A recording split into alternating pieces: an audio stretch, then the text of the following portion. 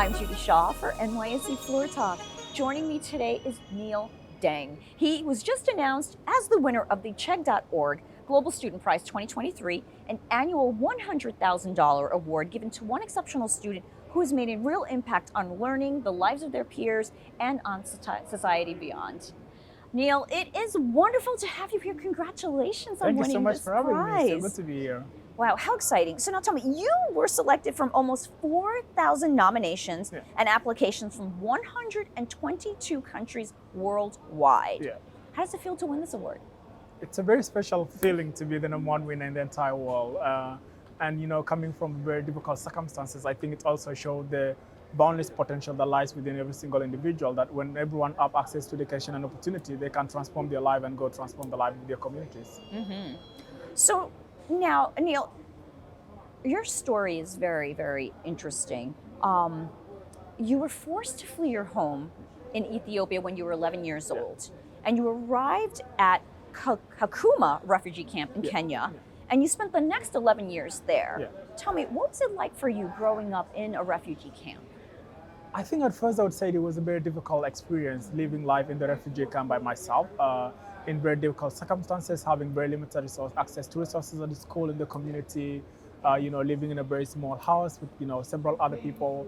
But I would also say that I found a lot of hope in the refugee camp, especially in school. School gave me a place where I was able to find not only learning, but I was able to find solace.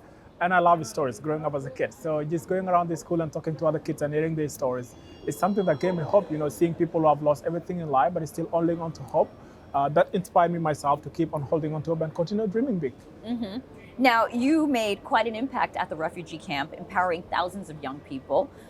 Tell me about the Refugee Youth Peace Ambassadors Initiative that you set up. Yeah, I set up the Refugee Peace Ambassadors Initiative in 2017 because I really wanted to create a space for young people to come together, to have hope and dream big again. Because living in the refugee camp, I understand firsthand how difficult it is when you don't have access to opportunities that can help you reach your full potential. So there's very limited access to opportunities in the refugee camp. And I wanted to see what we can do when we come together as young people to bring about change. So the Refugee Peace Ambassadors actually started as a small gathering of just about 20 to 30 young people. And in a year, we start, becoming thousands of young people joining our different sessions. We start having mentorship program, peace building workshop, life skill workshop and training program, as well as game and sport activities that help young people have hope again and be able to dream big again. Over the last few years, we've been able to empower over 20,000 young people in the Kakuma refugee camp that are participating in all the different programming we run in the camp. So I know education is important, and you also campaign to improve education in humanitarian and emergency settings. Tell me, why is this work so important? Yeah, it's so important because when people flee their home, they leave everything they have behind. So, sometimes they leave their families behind, like in my case. Sometimes they leave, their dreams behind.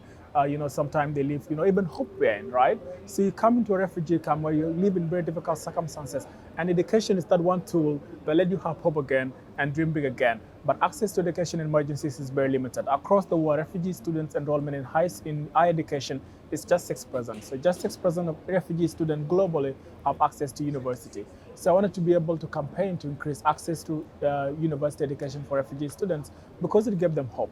But it do not just give them hope, and make them productive people in their communities, but also in the entire world. Wow, now you are definitely a very busy person. You also founded She Leads Kakuma, which aims to promote gender equality in the refugee camp. Tell me about that. Yes, so having been involved in community work with Refugee Peace Ambassadors for about 3 years, one thing I saw is that whenever we have gathering or workshop or training program, there are very few young women and girls showing up. So I realized that there were a lot of structural barriers in the refugee camp that were preventing young women and girls from being able to take advantage of mentorship, leadership, as well as education opportunities. So that is why I created She Leads Kakuma, to be able to create a space for young women and girls to become leaders, to become advocates, and to be empowered. And so far, we've been able to work with amazing young women and girls in Kakuma refugee camp that we empower through different programs that are, taking advantage of, different opportunities in the camp, but that also are becoming advocates along us and helping us fight, gender inequalities and be able to ensure that young women and girls have access to opportunities that can transform their life. So now you've moved to Canada, Nhial, and you're studying at Huron University in Ontario. How's that going? It's going amazing. I always tell people I love everything about Canada except the cold. Yes. But it's going amazing. Huron is an incredible place, and they have a very big focus on leadership, empowering students to become social impact leaders. So far, it's been an amazing 2 years. I just started my third year. I'm doing a bachelor degree in global studies and journalism, and it's been amazing so far. I've been able to make incredible friends. I've been able to participate in different programs. I just stepped down as president of our Black Student Association. I was president of our housing council, and it's been amazing so far. All right, and finally, Nhial, very important question. You are the Global Student Prize winner for this year, and it comes with $100,000 award money.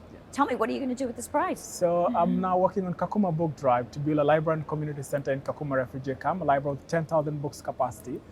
So 50% of funding is going toward that project to be able to go back to Kakuma refugee camp and set up a space that will empower so many thousands of other young people in the refugee camp and be able to give back to the community that gave me so much. Oh, wow. Well, amazing, Nhial. It's so wonderful to meet you. Thank you for joining me on Floor Talk, and congratulations. Thank you so much for having me. So beautiful to be here.